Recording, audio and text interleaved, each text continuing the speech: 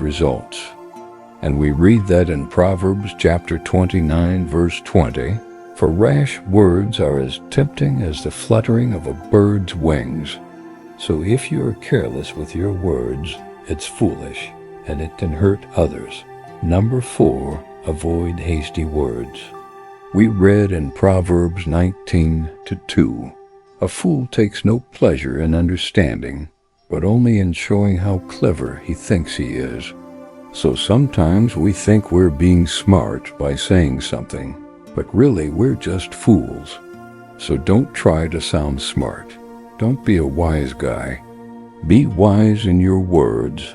So when it comes to your speech, here are some goals. Number 5, the ultimate standard.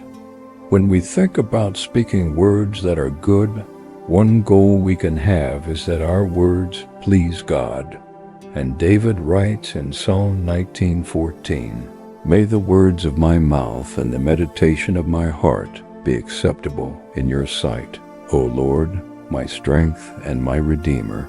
And notice what David said. He said, "My words, my meditation." So before he speaks, David thinks about what he's going to say. Number 6, the power of words. We read in Proverbs 18:21, "Death and life are in the power of the tongue." So your words have incredible power. They can be destructive or constructive. So let's look at both. Destructive words. We read in Proverbs 15:1, "A harsh word may sound right, but afterward it's like a thorn removed." So sometimes harsh words may seem right, but later, like a thorn, they hurt. So many times, even when we're trying to tell the truth, we add our own flavor, our own seasoning, our own spin, and we make it sound worse than it actually is. So ask yourself this question: are you telling the truth?